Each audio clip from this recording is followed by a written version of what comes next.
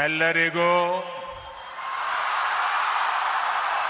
ನನ್ನ ನಮಸ್ಕಾರಗಳು।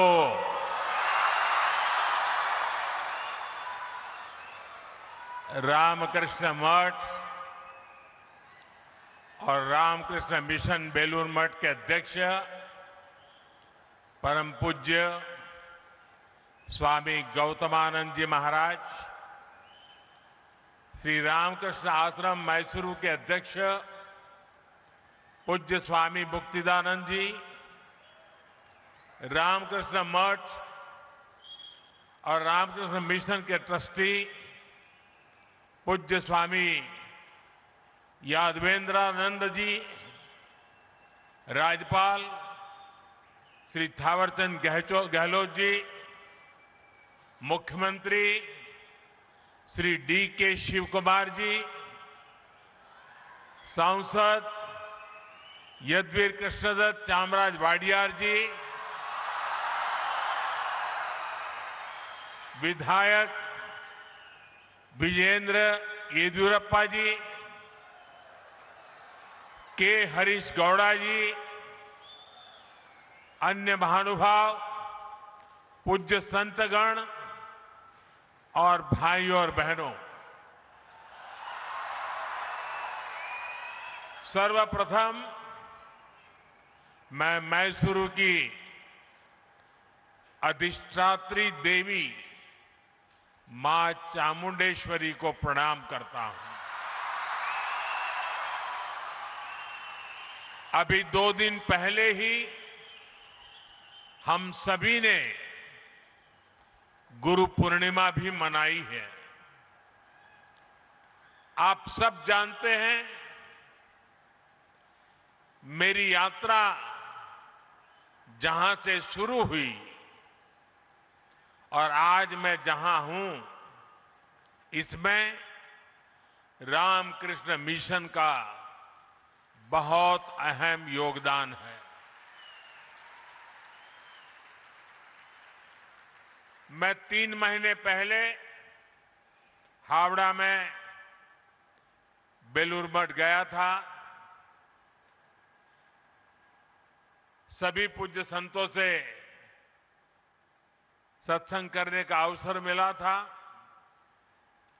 मेरा सौभाग्य है कि आज मुझे फिर मैसूरू में श्री रामकृष्ण आश्रम से जुड़े संतों से, मेरे गुरु बंधुओं से मिलने का, उनसे आशीर्वाद लेने का अवसर मिला है। आप सभी की उपस्थिति की वजह से आज मैसूरू की इस पवित्र भूमि पर मुझे एक अलग ही ऊर्जा अनुभव हो रही है। मैं आप सभी संतों के चरणों में सादर प्रणाम करता हूं। साथियों, मैसूरू भारत की अनादि सांस्कृतिक चेतना का केंद्र रहा है। यहां के मंदिर, यहां की परंपराएं और उत्सव, मैसूरू का दशहरा, यहां के भव्य महल, इसका संगीत और साहित्य, भारत की विरासत इस शहर के कण कण में रची बसी है। और ये देखकर बहुत संतोष मिलता है कि इस शहर ने इस विरासत को उसी कुशलता से सहेजा भी है, संवारा भी है। श्री रामकृष्ण आश्रम और स्वामी विवेकानंद जी की स्मृतियां भी मैसूरू की विरासत का ही एक समृद्ध हिस्सा है। कुछ देर पहले मैं उस ऐतिहासिक भवन में भी गया था जहां स्वामी विवेकानंद जी ने अपने प्रवास के दौरान कुछ समय बिताया था। कर्नाटका के कितने ही विद्वान और मनीषी इस स्थान से जुड़े रहे हैं। राष्ट्र कवि कुवेंपु जैसे महापुरुष जब मैसूर में थे, उनका भी रामकृष्ण आश्रम से गहरा जुड़ाव था। आज Swami Vivekananda cultural youth centre यानी विवेक का स्मारका के उद्घाटन के जरिए हम इस मिशन को नया विस्तार दे रहे हैं। इसके लिए मैं श्री रामकृष्ण आश्रम और इसके जुड़े सभी विद्वानों को हार्दिक बधाई देता हूं। साथियों, व्यक्ति से विभूति का निर्माण एकाएक नहीं होता। इसके लिए हमें जीवन की अनगिनत परीक्षाएं देनी होती है, साधना करनी होती है, तप करना होता है, खुद को तपाना पड़ता है, खपाना पड़ता है। ख्याति के बाद तो संसार पीछे खड़ा होता है, लेकिन तप के समय महान विभूतियों को पहचानना आसान नहीं होता। जो साधक को तपस्या में पहचानता है, वो उसकी सिद्धि का सहभागी भी होता है। इसलिए भाइयों बहनों, स्वामी विवेकानंद जी के जीवन में मैसूरू का इतना अहम योगदान था। करीब 130 वर्ष पहले स्वामी जी एक युवा सन्यासी के रूप में भ्रमण करते हुए मैसूरू आए थे। तब उनकी प्रसिद्धि वैसी नहीं थी, लेकिन विचार उतने ही ऊंचे थे। उस समय उन्हें जिन लोगों ने पहचाना, जो उनके साथ जुड़े, उनमें से एक प्रमुख नाम मैसूरू के तत्कालीन महाराजा के भी था। जब स्वामी विवेकानंद जी अमेरिका में थे, तो उन्होंने वहां से मैसूरू के तत्कालीन महाराजा को एक पत्र लिखा था। उसमें उन्होंने स्वयं महाराजा के सहयोग का उल्लेख किया था। साथियों, स्वामी विवेकानंद जी ने भारतीय चेतना को आत्मसात किया था। उन्होंने शास्त्रों को आत्मसात किया था, जो कहते हैं परम परोपकारार्थ यो जीवति स जीवति, अर्थात वास्तव में वही जीता है जो दूसरों के लिए जीता है। इसी मंत्र पर चलते हुए मैसूरू के इस श्री रामकृष्ण आश्रम ने पिछले वर्ष अपने 100 साल पूरे किए हैं। शिक्षा और स्वास्थ्य से जुड़ी सेवाएं हो या प्राकृतिक आपदा में राहत कार्य, श्री रामकृष्ण आश्रम ने स्वामी विवेकानंद जी की विरासत को जीवंत रखा है। मुझे विश्वास है विवेक का स्मारका साधकों और श्रद्धालुओं के लिए आत्मिक उत्थान का एक तीर्थ बनेगा।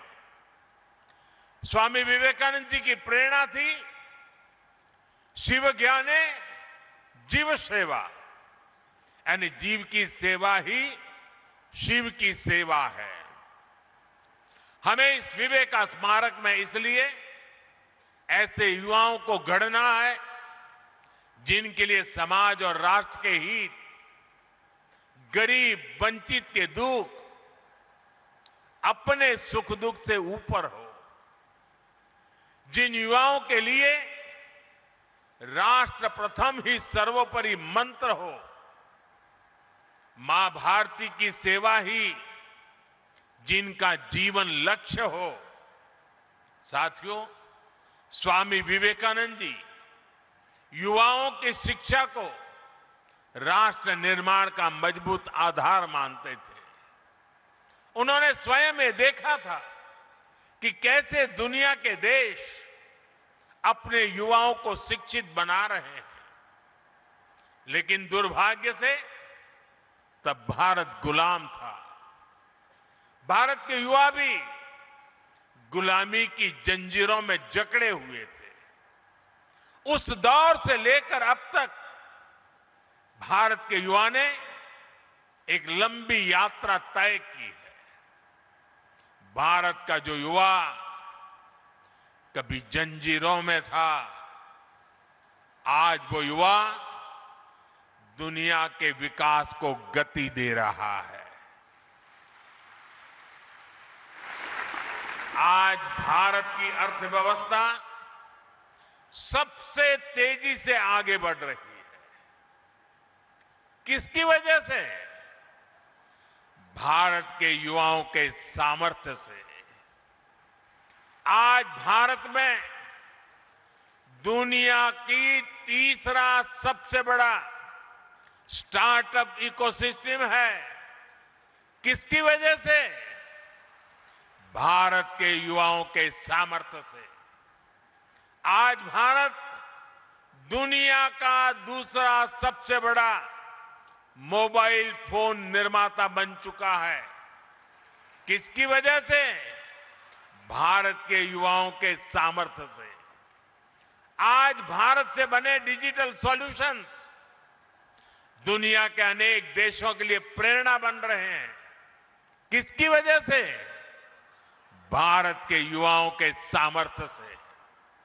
आज भारत सेमीकंडक्टर मैन्युफैक्चरिंग की नई यात्रा पर तेजी से आगे बढ़ रहा है।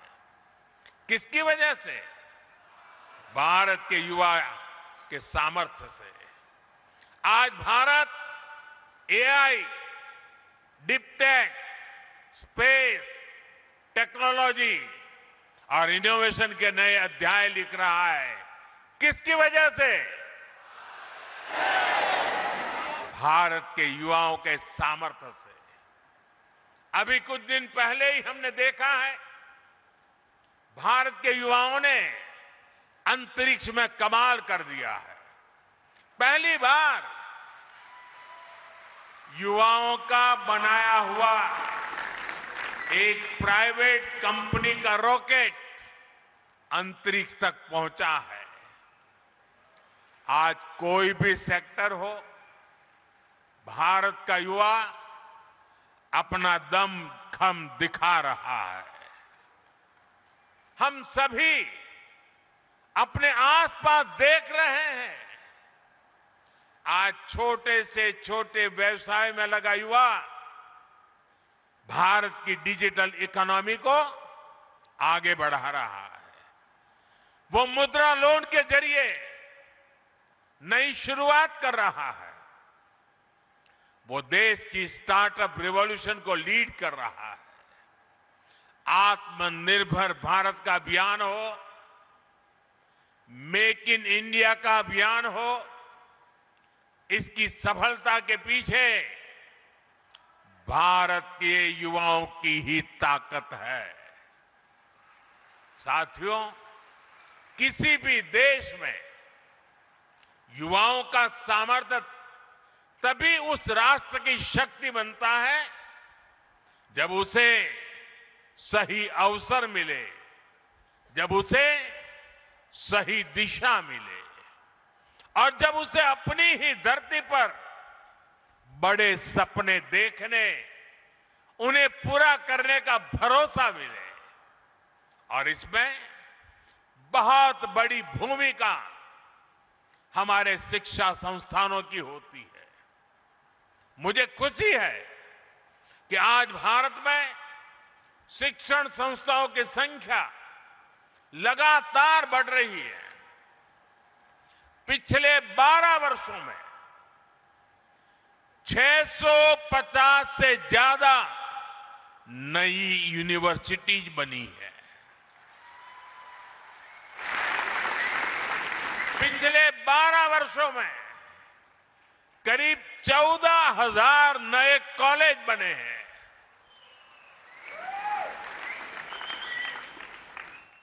4,000 से ज्यादा नई आईटीआई बनाई गई है। 9 नए IIM, 7 नई IIT और 13 नए एम्स भी स्थापित किए गए हैं। आज देश में MBBS की सीटें करीब 1,40,000 हो चुकी है। मेडिकल कॉलेजों की संख्या बढ़कर 823 हो गई है। साथियों, एक और हम एजुकेशन इंफ्रास्ट्रक्चर को मॉडर्नाइज कर रहे हैं, साथ ही शिक्षा व्यवस्था को भी आधुनिक जरूरतों के हिसाब से ढाला जा रहा है। नेशनल एजुकेशन पॉलिसी भारत के युवाओं को 21वीं सदी के अनुरूप तैयार करने का माध्यम बन रही है। साथियों, स्कूली शिक्षा में भी बड़े स्तर पर काम हुआ है।